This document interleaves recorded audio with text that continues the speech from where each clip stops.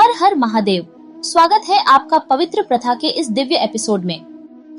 आज हम लेकर आए हैं महाशिवरात्रि व्रत की पावन कथा, जिसे सुनने मात्र से भगवान शिव की कृपा प्राप्त होती है। तो आइए पूरी श्रद्धा और भक्ति के साथ इस कथा का श्रवण करें और भगवान भोलेनाथ का आशीर्वाद प्राप्त करें। प्राचीन समय में एक नृशंस बहेलिया था, जो नित्य प्रति अनगिनत निरपराध जीवों को मारकर अपने परिवार का पालन पोषण करता था। एक बार पूरे जंगल में विचरण करने पर भी जब उसे कोई शिकार न मिला, तो क्षुधाकुल एक तालाब के किनारे बह गया। उसी स्थान पर एक बेल के वृक्ष के नीचे शिवलिंग स्थापित था। बहेलिया ने उसी वृक्ष की शाखा पर चढ़कर अपनी आवास स्थली बनाने के लिए बेलपत्रों को तोड़ते हुए शिवलिंग को ढक दिया।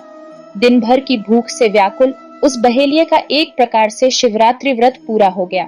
कुछ रात बीत जाने पर एक गर्भवती हिरणी उधर कुलांचें भरती आई। व्याध उसे मारने को तैयार हो गया। झिझकती भयाकुल हिरणी दीन वाणी में बोली, हे व्याध, मैं अभी गर्भवती हूँ, प्रसव बेला भी समीप है, इसलिए इस समय मुझे मत मारो। मैं प्रजनन क्रिया के बाद शीघ्र ही आ जाऊंगी। बहेलिया उसकी बातों को मान गया। थोड़ी रात व्यतीत होने पर एक दूसरी मृगी उस स्थान पर आई।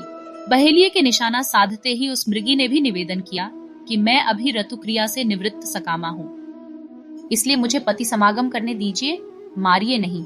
मैं मिलने के पश्चात स्वयं तुम्हारे पास आ जाऊंगी। बहेलिया ने उसकी भी बात को स्वीकार कर लिया। रात्रि की तृतीय बेला में एक तीसरी हिरणी छोटे छोटे छौनों को लिए उसी जलाशय में पानी पीने आई। बहेलिया ने उसको भी देखकर धनुष बाण उठा लिया। तब वह हिरणी कातर स्वर में बोली, हे व्याध, मैं इन छौनों को हिरण के संरक्षण में कराऊं तो तुम मुझे मार डालना। बहेलिया ने दीन वचनों से प्रभावित होकर इसे भी छोड़ दिया। प्रातः काल के समय एक मांसल बलवान हिरण उसी सरोवर पर आया। बहेलिया ने पुनः अपने स्वभावानुसार शरसंधान करना चाहा। यह क्रिया देखते ही हिरण व्याध से प्रार्थना करने लगा, हे व्याधराज, मुझसे पूर्व आने वाली 3 हिरणियों को तुमने मारा है तो मुझे भी मारिए, अन्यथा अगर वे तुम्हारे द्वारा छोड़ दी गई हों तो मुझे मिलकर आने पर मारना। मैं ही उनका सहचर हूँ। हिरण की करुणामयी वाणी सुनकर बहेलिया ने रात भर की बीती बात कह सुनाई तथा उसे भी छोड़ दिया। दिन भर उपवास, पूरी रात जागरण तथा शिव प्रतिमा पर बेलपत्र गिरने चढ़ाने के कारण बहेलिया में आंतरिक शुचिता आ गई। उसका मन निर्दयता से कोमलता में ऐसा बदल गया कि हिरण परिवार को लौटने पर भी न मारने का निश्चय कर लिया। भगवान शंकर के प्रभाव से उसका हृदय इतना पवित्र तथा सरल हो गया कि वह पूर्ण अहिंसावादी बन गया। उधर हिरणियों से मिलने के पश्चात हिरण ने बहेलिया के पास आकर अपनी सत्यवादिता का परिचय दिया। उनके सत्याग्रह से प्रभावित होकर व्याध अहिंसा परमो धर्म का पुजारी हो गया। उसकी आंखों से आंसू छलक आए तथा पूर्वकृत कर्मों पर पश्चाताप करने लगा।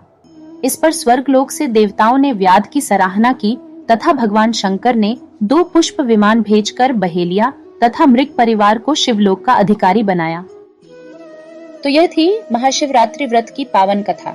अगर आपको यह कथा पसंद आई हो तो इसे लाइक और शेयर करें और हमारे चैनल पवित्र प्रथा को सब्सक्राइब करना न भूलें।